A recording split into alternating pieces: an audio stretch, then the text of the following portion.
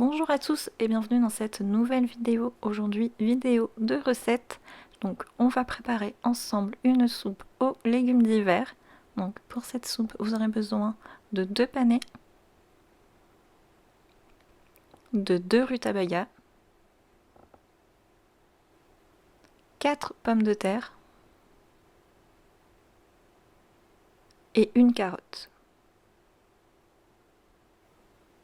Donc dans un premier temps, on va commencer par éplucher et couper les légumes. Donc on va commencer ici par les pommes de terre. Donc moi je mets toujours un saladier à côté de mon plan de travail. Comme ça je mets direct les épluchures dedans. Et ça me permet de garder mon plan de travail propre.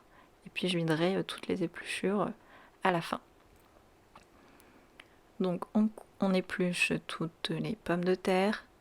Voilà, on enlève les parties qui sont un peu abîmées puisqu'elles ne seront pas agréables ensuite en bouche dans la soupe.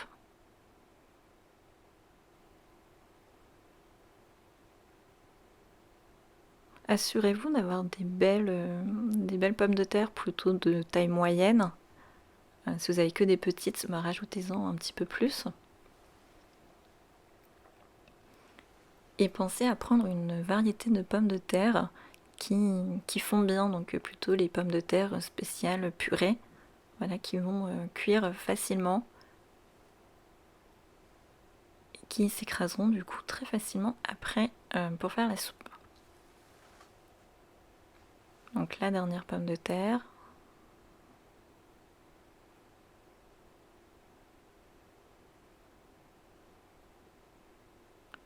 Et ensuite on va les couper en cubes. Donc on s'assure de faire des cubes d'à peu près la même taille, hein, comme ça tous les légumes vont cuire à la même vitesse.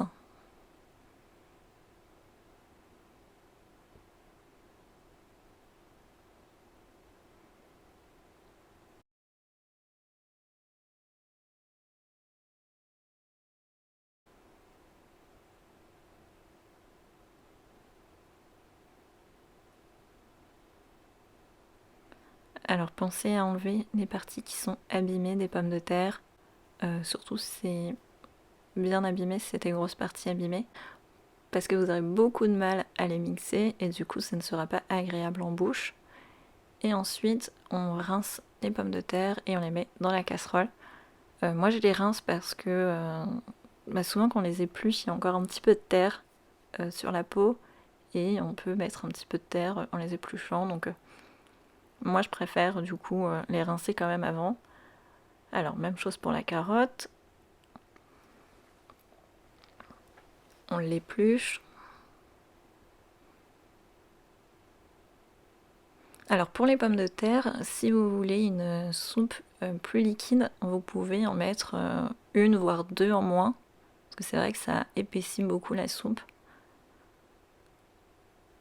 Hop, donc je retourne sur la carotte, on l'épluche. Vous voyez, je l'ai rincée encore avant de la couper. On la coupe en morceaux et dans la casserole.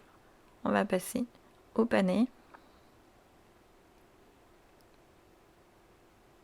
Alors le panais, c'est un petit peu, comment vous dire, un peu citronné. Donc si vous n'aimez pas, la citronnelle, donc voilà, un peu comme la réglisse, un peu comme l'anis, tout ça, c'est plus anisé d'ailleurs. Mettez-en un en moins.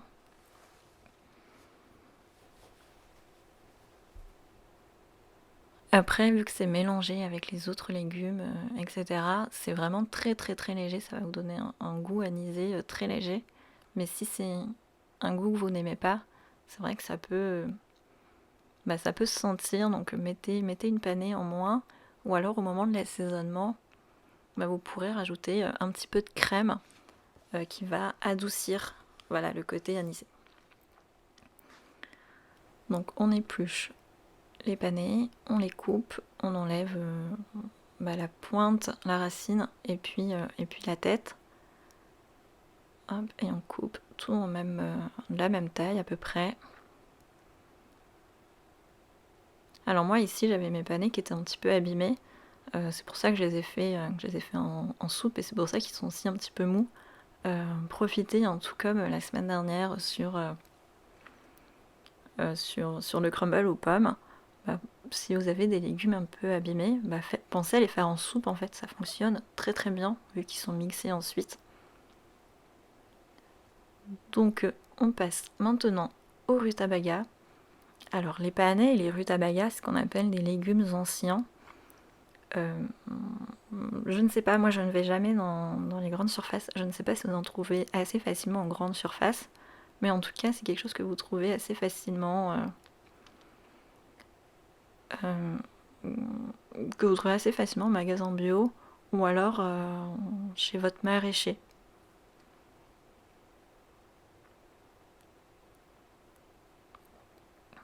Donc on épluche, on enlève les morceaux qui sont abîmés. Alors celui-ci était très très très abîmé, voilà.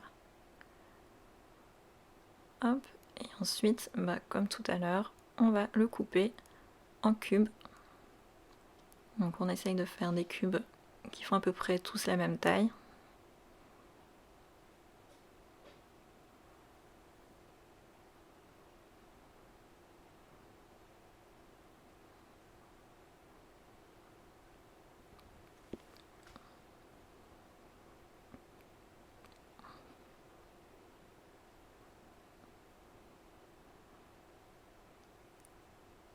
Et voilà, donc maintenant qu'on a épluché et coupé tous nos légumes, on va pouvoir passer à la cuisson. Donc mettez 1 litre d'eau. Donc voilà, assurez-vous en fait que vos légumes soient à couvert, que le niveau d'eau soit au même niveau que les légumes, et un bouillon de légumes. Alors moi je rajoute un bouillon de légumes parce que je fais pas mon bouillon moi-même, donc je rajoute un cube. C'est pas l'idéal, mais bon, on fait avec... on fait un peu comme on veut et comme on peut. Mais si vous faites votre bouillon de légumes vous-même, en fait c'est 1 litre de bouillon de légumes. Voilà, on laisse passer à ébullition. Une fois que c'est à ébullition, on va baisser un petit peu le feu et couvrir. Donc 45 minutes plus tard, on vérifie la cuisson de nos légumes. On s'assure que le couteau rentre facilement. Et il va être temps de mixer. Alors je n'ai rajouté pour l'instant aucun assaisonnement en plus que le bouillon de légumes. J'attends toujours en fait que la soupe soit mixée et ensuite vous allez voir, même le saladier en fait je ne le réassaisonne pas et en fait je préfère qu'on assaisonne directement dans le bol, comme ça chacun assaisonne comme il l'aime en fait. Alors pour mixer, moi je prends un écumoire et j'enlève tous les légumes de l'eau. Et je mixe d'abord uniquement les légumes. En fait, en faisant comme ça, ça me permet de doser la quantité d'eau qu'il va me falloir pour la soupe.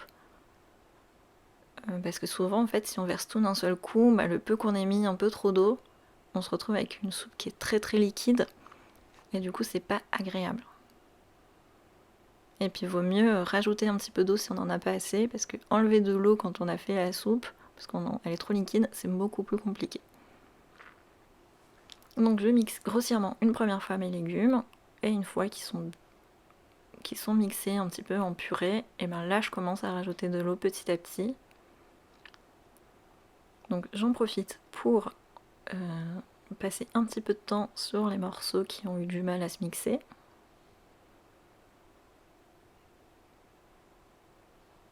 Et petit à petit, je rajoute de l'eau. Alors là, je vais la rajouter en 3 ou 4 fois. Ensuite, ça va voir avec la texture en fait. Souvent, ce que je fais, c'est, vous voyez, vous avez un petit peu d'eau sur le dessus. Hop, et dès qu'il n'y a plus l'eau sur le dessus, j'en rajoute aussi, la texture me paraît encore un peu trop épaisse. Donc là c'est vraiment à la convenance, au goût de chacun. Il y a des personnes qui vont aimer les soupes très liquides, d'autres qui vont les préférer un peu plus épaisses. Voilà, c'est vraiment vous avec vos goûts, vos préférences.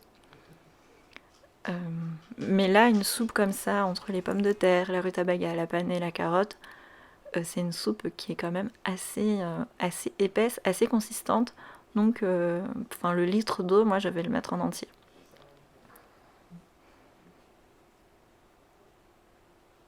Donc je mixe une dernière fois et là je vais surtout rajouter de l'eau, finir et mixer pour bien lisser. Voilà, pour que ce soit bien homogène. Donc n'hésitez pas, si une fois vous avez mis le litre d'eau entier, si vous trouvez que la soupe est encore trop épaisse, à rajouter encore un petit peu d'eau.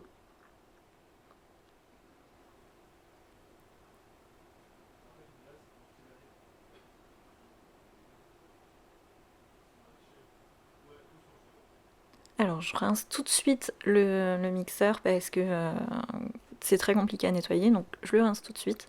Et maintenant il est temps de servir. Donc on prend un bol, une louche. Donc vous voyez, il est quand même assez épaisse, assez consistante.